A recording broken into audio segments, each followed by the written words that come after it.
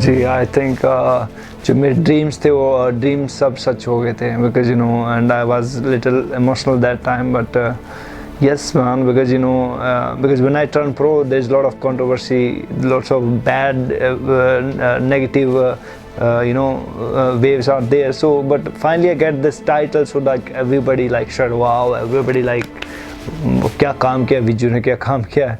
But एक time वो भी था जब like everybody saying bad thing about me, but yes this title give me lot of respect, lot of name, fame, everything. I can say that.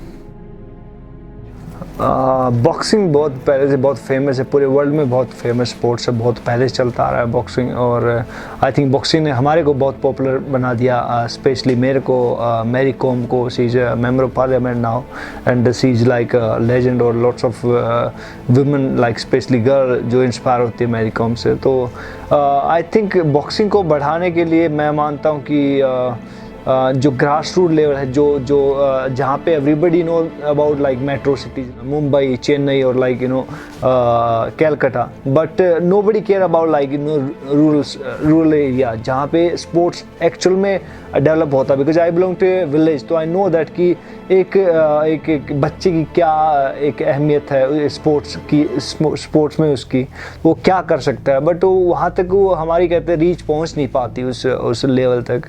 और because अगर एक देखा जाए तो एक मोटा मोटा कारण ये भी कि बॉक्सिंग कैंप हमारे मुल्क में एक जगह पे लगता है, सिर्फ पटियाला में. क्यों लगता है?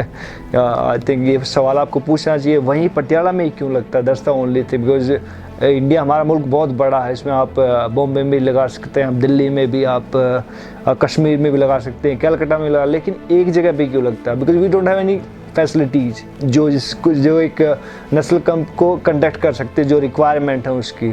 तो अभी बहुत पीछे हैं. अभी हम कहते हैं जब ओलंपिक आता था एवरीबडी सेइंग कि ओलंपिक है, जब ओलंपिक चला जाता था ओके कितने मेडल आए, 2 medal, oh my god we are very happy. लेकिन नोबडी केयर्स कि क्या होता वाकई असल में जो एक स्पोर्ट्स है उसके बारे में. उभरते हुए बॉक्सर्स को बस गुड लक यार, wish all the best and do your best, you are the best, just believe, because it's all about believe. अगर आप नहीं माने कि आप सच में बहुत अच्छे हैं तो आई डोंट थिंक सो कि दूसरा जो आपका ओपोनेंट है वो भी नहीं मानेगा फिर. So please just believe in your self कि आप सबसे अच्छे हैं. सब हथियार हैं, ये 2 हाथ मेरे सबसे बड़े हथियार हैं. सबसे चैलेंजिंग मेरा एक बॉक्सर था जो उज़्बेकिस्तान से था, और उससे मैं अभी क्वार्टर फाइनल में मैंने उससे लॉस किया था ओलंपिक में.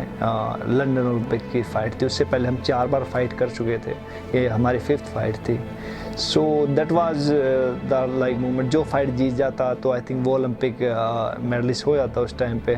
तो I beat him in 2010, I beat him in 2009, but he get that fight in 2012. So I think वो चैलेंजिंग तो नहीं, बट यार वो लकी था आई थिंक वो जब मेरा, because I beat number 1 in my weight category, but he just take that fight. So yeah that big guy.